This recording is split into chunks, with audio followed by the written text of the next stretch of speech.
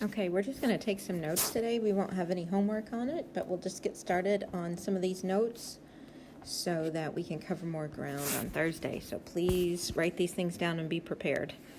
So there are trigonometric identities that we're going to start working with. The first ones are called the reciprocal identities. We've already been practicing with these some. But here they are formally. There are 6 of them. One is that sine of t, let's use theta instead of t, is equal to 1 over cosecant of theta. One is that cosine of theta is 1 over secant of theta. We already know that these things are reciprocals of each other, but this is the form that we can use them in. Tangent of theta is 1 over cotangent of theta. And then the other 3 are the reciprocals. So instead of sine, we can talk about cosecant, and it's equal to 1 over sine. Instead of cosine, we can talk about secant. It's 1 over cosine. And instead of tangent, we can talk about cotangent. And it's 1 over tangent theta. So these are our 6 reciprocal identities. We will be using them a lot in the future. The next 2 are called quotient identities. These are highly important too. And we've already discussed one of them. It's that the tangent of theta is equal to the sine of theta over the cosine of theta. Tangent's equal to that quotient. That's why it's called a quotient identity. And the other one is cotangent of theta, and it's just the reciprocal because cotangent's the reciprocal of tangent, so it makes sense that cotangent would be the reciprocal of that quotient. Cotangent is cosine over sine, so you got those cos right in a row there for you. And the last 3 are called Pythagorean identities from Pythagoras. And the most important one, or one we'll start with, is sine squared theta plus cosine squared theta equals 1. I would argue it's the only one you need to memorize because we can find the other 2 from this one. So I'll show you what I mean. So if we divide everything by sine squared, we're going to come up with another Pythagorean identity. So I just want to rewrite it. And I want to divide everything by sine squared theta.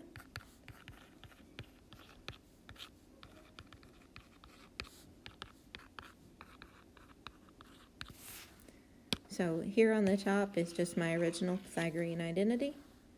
And I've divided everything by sine squared, and I want to simplify that. So sine squared over sine squared is 1. What is cosine squared theta over sine squared theta?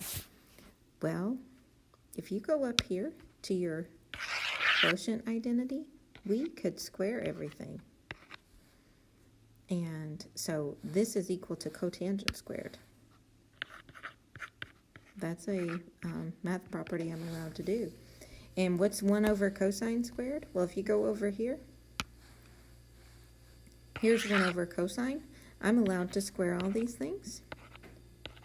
So 1 over cosine squared is equal to secant squared. That is your second identity. 1 plus cotangent squared theta equals secant squared theta.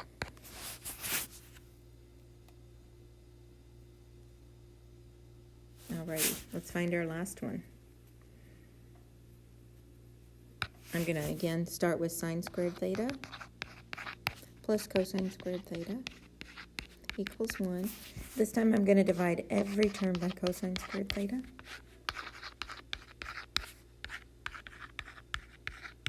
And simplify that. And I get sine over cosine is tangent squared theta plus cosine squared over cosine squared is 1. And 1 over cosine squared is secant squared theta. I am thinking I made a mistake on this other page. Right down here on the bottom, I just realized what I did. I was supposed to be dividing everything by sine squared, and I switched right here and divided by cosine squared. So I'm fixing it in blue. I knew as I was writing that looked wrong. So 1 over sine squared is cosecant squared theta. So I have fixed that now. And I'm going to go up here and fix that too. I'd redo the video, but it's a lot of work.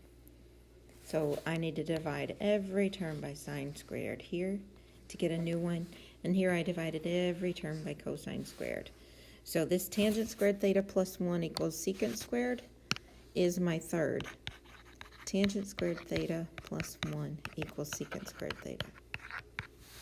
And one thing that's very nice is that this top one here has cos, cotangent and cosecant, and the bottom one, no cos. So that's super nice. In these Pythagorean identities, the cotangent and the cosecant go together. Another thing that's nice about these is these parts are basically the same. It's 1 plus the tangent squared or the cotangent squared, and it's equal to basically the secant squared or the cosecant squared. So that's super nice. Kind of easy to memorize. But again, you shouldn't have to memorize it because it's so easy to generate these. It takes very little time, especially after you've done it a time or two. So please have those written down. We're going to use them the next day. And the first thing we're going to do is we're going to learn how to sketch just the parent sine function. And to do that, I'm going to use my unit circle chart. And I'm only going to use the quadrant angles. So I want to know what's happening at 0. I want to know what's happening at 90 or pi over 2. Let's use radians. At pi and at 3 pi over 2. And again at 2 pi. So we'll just do our little ordered pairs.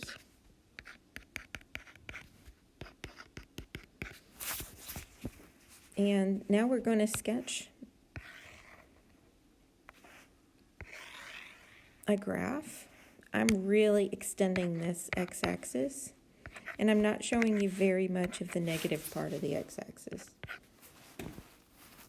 So the first thing we're going to do is I'm going to talk about this value. No, I'm not. I'm going to show you a different way. So I'm one complete circle.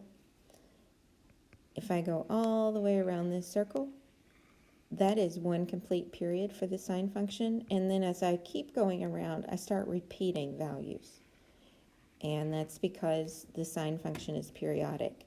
So there's like one full period, but then it's periodic, so it keeps going. There's another, there's another. So let's learn how to draw that. We're going to sketch one period of the sine function. So we're going to split this up between 0 and 2 pi. Halfway between 0 and 2 pi is 1 pi. Halfway between 0 and pi is pi over 2. And halfway between pi and 2 pi is 3 pi over 2. And these are just my quadrant angles, 0, pi over 2, pi, 3 pi over 2, and back to 2 pi. And we're going to start out with a positive 1 on the y-axis and a negative 1. We're just going to plot points. So I'm going to say, what is the sine value at 0? In other words, I'm saying, find f of 0. Well, that's equal to the sine of 0. And the sine of 0 is right there. The sine of 0 is 0. Plot that point. Next, we're going to do pi over 2. So you say, what's f at pi over 2? Well, it's the sine of pi over 2, which is this point right here. That is equal to 1. So at pi over 2, we're up at 1. Next, you're going to do, what's the f at pi? What's the sine of pi? Use the ordered pair at pi, and you know the sine, is 0. Now you're going to find what's the sine, the f of 3 pi over 2. What's the sine of 3 pi over 2? It's -1, using my ordered pair. And the sine of 2 pi is the same as the sine of 0, as it is periodic. 2 pi is, again, 0. And then we connect these with nice smooth curves. So sine increases, it crosses the x-axis, it decreases. And let me try to make that a little bit better since it's the first one you've seen.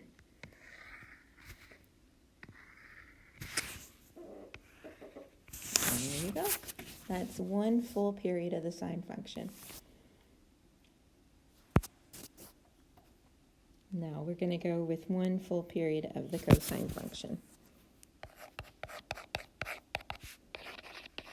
And it is super similar, using our unit circle.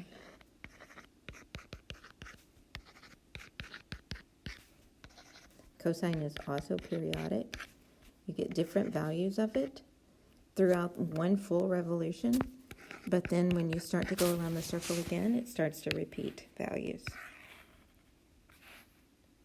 And it takes a full 2 pi before you start to repeat values. So its period is 2 pi, just like sine.